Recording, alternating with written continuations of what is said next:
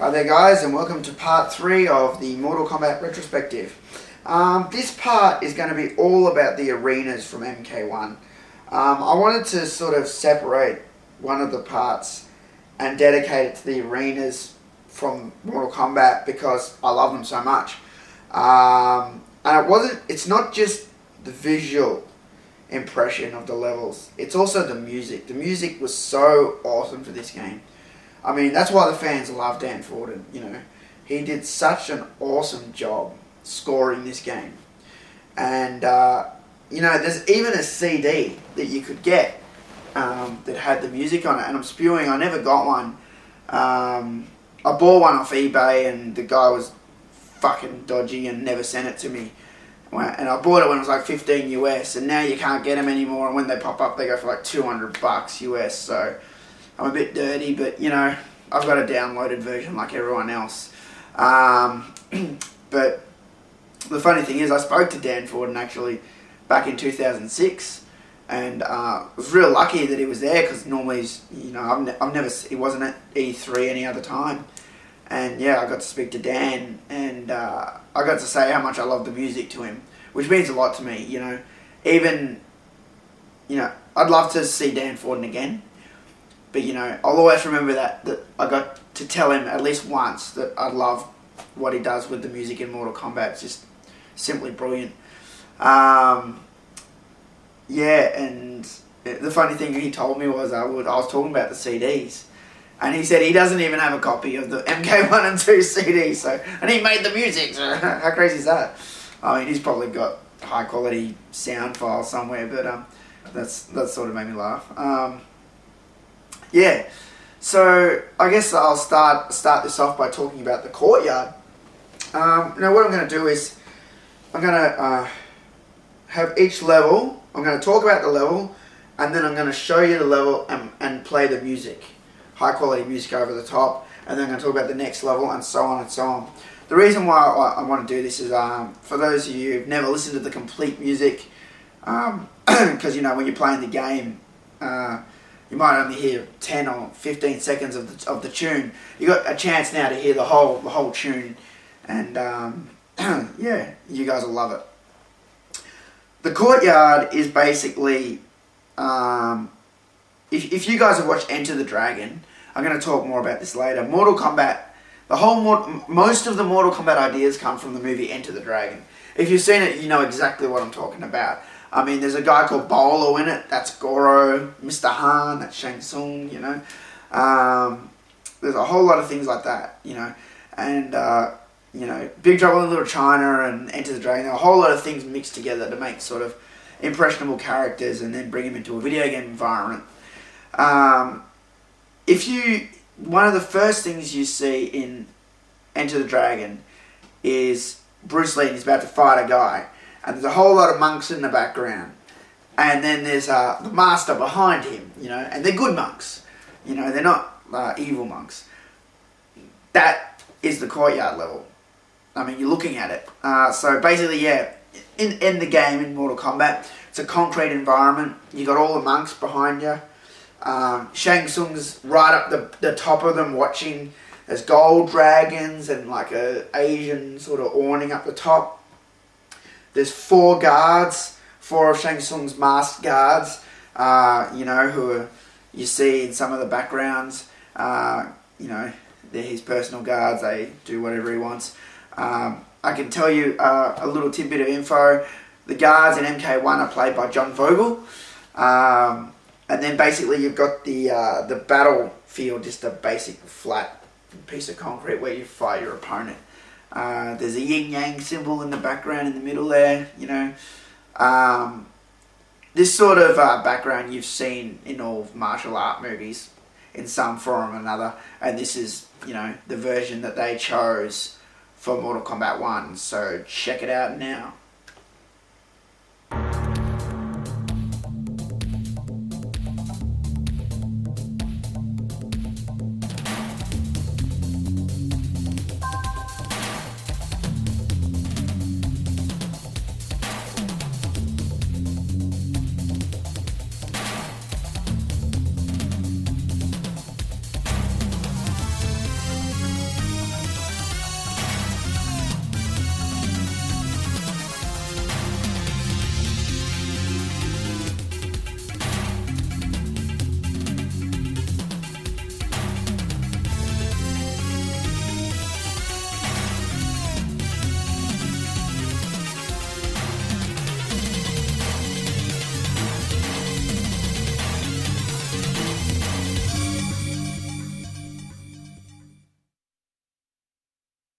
Alrighty, so that was the courtyard.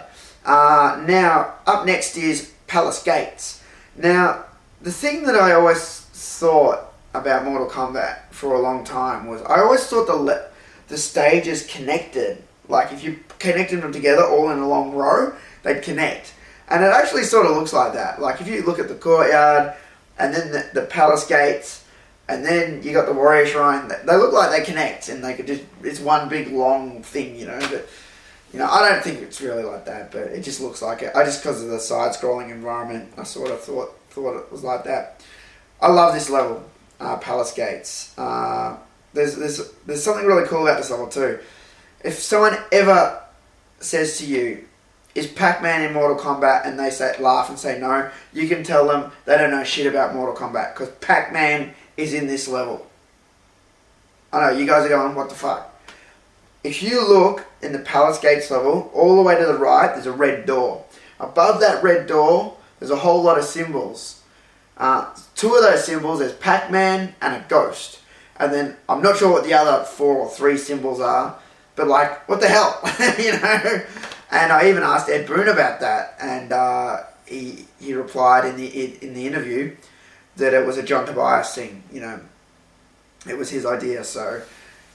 You know, if I ever get to interview John Tobias, I'm hoping one day I can ask him this shit. You know, at the moment I've never met John Tobias or had the chance to interview him or talk to him or anything. You know, which is a real shame. I'm hoping one day that I get that chance, because those two started this thing, and interviewing Ed Boon's cool. Don't get me wrong, and Ed Boon can answer a lot of questions, but everyone has a different perspective on things. And John Tobias looks like a really, really fun guy to talk to too. So I'm hoping one day I get to interview him. But yeah, that was his doing. Apart from that, above the red door, you got sort of another stereotypical Asian tournament sort of background. You got like the entryway, the stone sort of entryway that you walk through. Then in the background, you've got like the temple and the Buddha statue right in the middle, and that's pretty much it. I love the tune for this level. Awesome tune. That's pretty much all there is to say about Palace Gates. But I just wanted to give you guys my thoughts, even if they're just, you know, a few, just to, so you guys know what's going through here. But we're going to take a look at Warrior Shrine now. Oh, sorry. First, we're going to take a look at the Palace Gates, and then check out Warrior Shrine.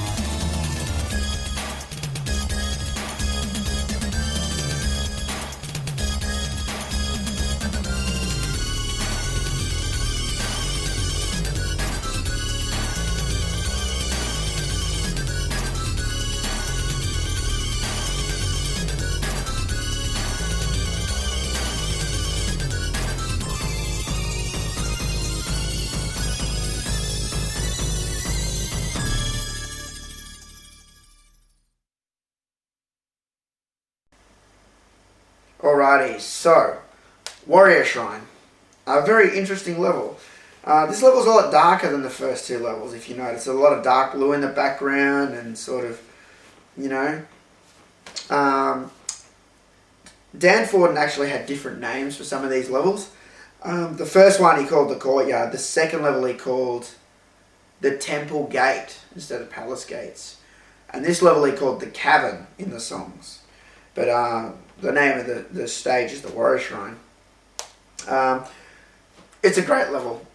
You can see all the combatants in the background and Goro in the middle. The only person missing is Shang Tsung, and of course Reptile and Ermac. There was a part in Shaolin Monks where you find this warrior shrine and you can fight Ermac. It's a secret, you know. The background, other than that, it's pretty basic. I love the big full moon in the background. You can't see shadows here. I used to wonder if you could, or if there was a trick to do on this stage to get shadows in the next level. I used to hear some weird rumours, like if you got a double flawless on all levels before the pit, you got the shadows, you know. But that, you know, I tried that and it didn't work. This music that Dan composed is very sort of, you know, very sort of low key and very sort of sneaky music, you know. Yeah, it's got a very, very low sort of bassy tune. Yeah, it's very cool. I like it a lot. Let's check it out.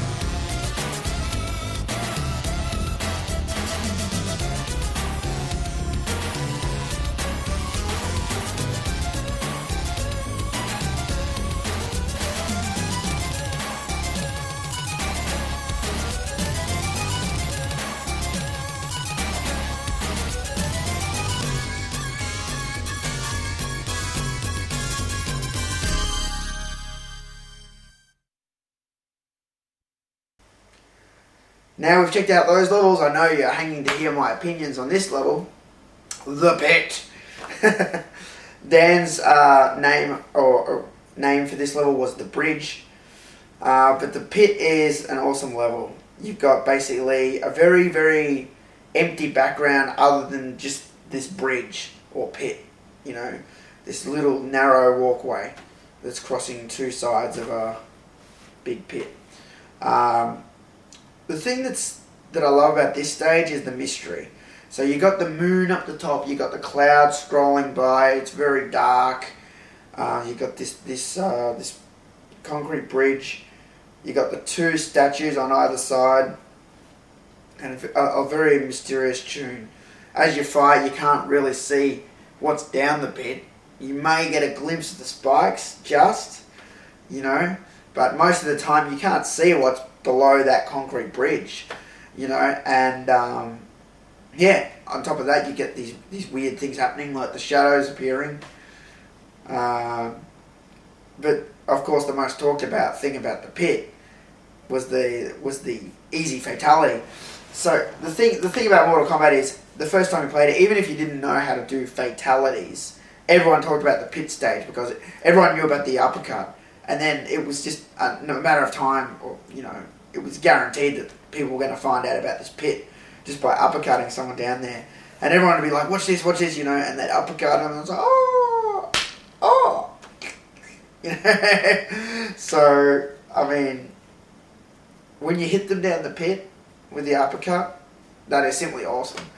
You get a quick view of the dead bodies that are sort of wrapped around the spikes in the poles, and the spikes go all the way down. And down the bottom you got, you know, more dead bodies. Ed Boon's head, John Tobias's head, some chick's head, I don't know who the other chick is. And they're impaled on the spikes. And honestly, the bottom of the pit really isn't part of the pit, technically, because that's actually an arena. But you know, while I'm talking about this, I might as well just merge these into one. If you fight Reptile, this is the only time you can fight in the pit. It uses the next level's music, the throne room's music, and you fight in amongst the spikes. That's your arena, and that is simply brilliant. Getting to fight among the dead while you fight the hardest character in the game, Reptile, who's super fast, can throw freezes, Scorpion's harpoon, teleport punch, slide kick, you know, and You know, if he beats you, he will fatality you, no matter what. Reptile will kill you every time. If he's close to you, he'll do Sub-Zero's fatality. If he's further out, he'll come into range and do Scorpion fatality. That's pretty much how it works with him. But yeah, other than fighting Reptile in the pit, there's not much more I can say other than it's a gore fest and we all love it.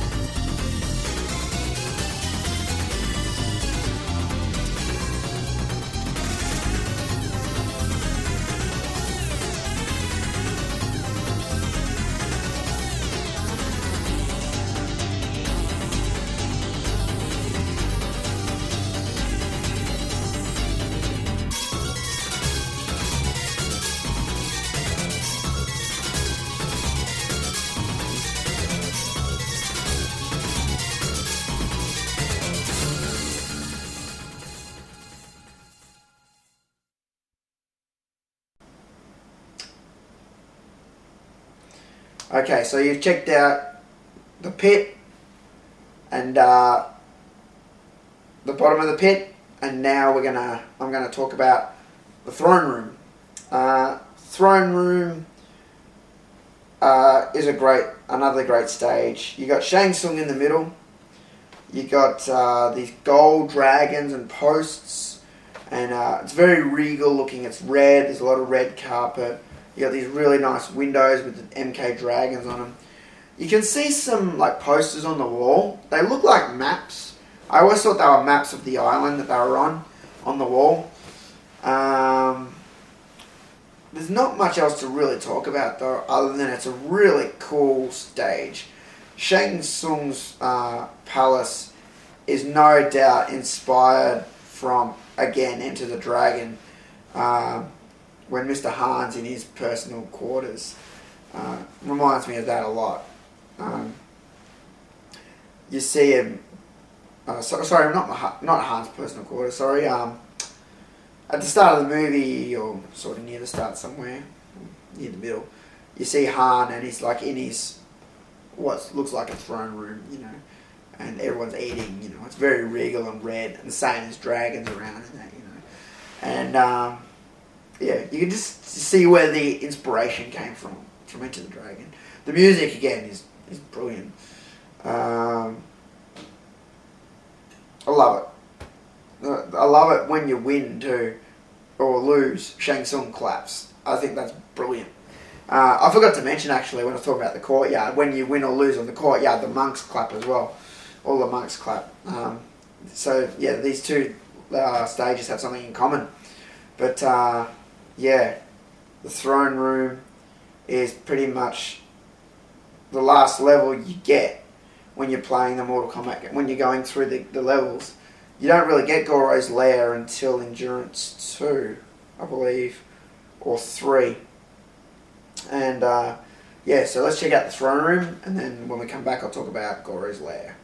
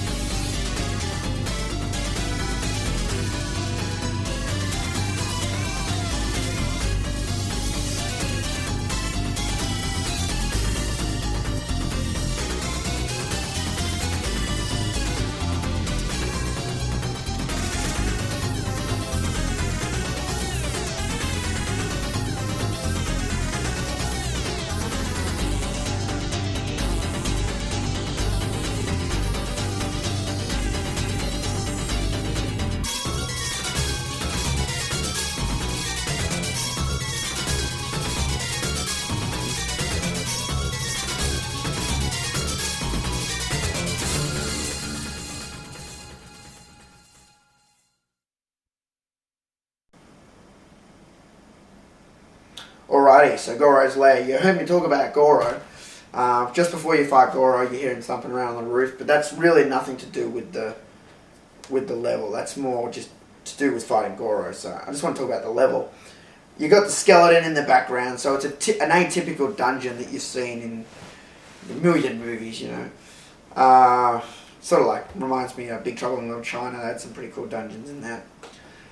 To the left, you got a big blood splatter on the wall. This is probably the only other level in the game that has some sort of blood on the environment.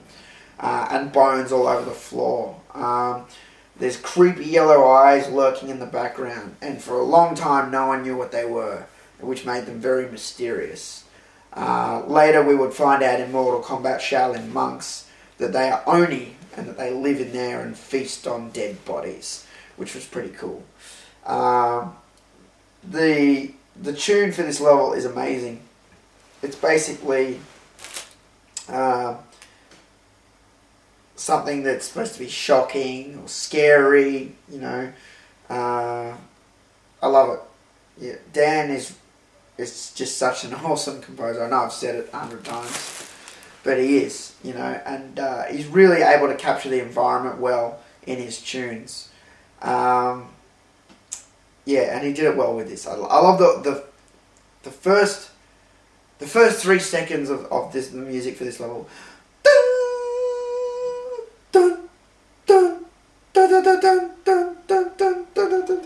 You know, it's supposed to be like sort of like shocking, ear piercing, you know, scary. You're supposed to sort of raise the fear level in you, you know, make you a bit more on edge, you know, and it works really well. And yeah. Combined with the visuals, it's a great level.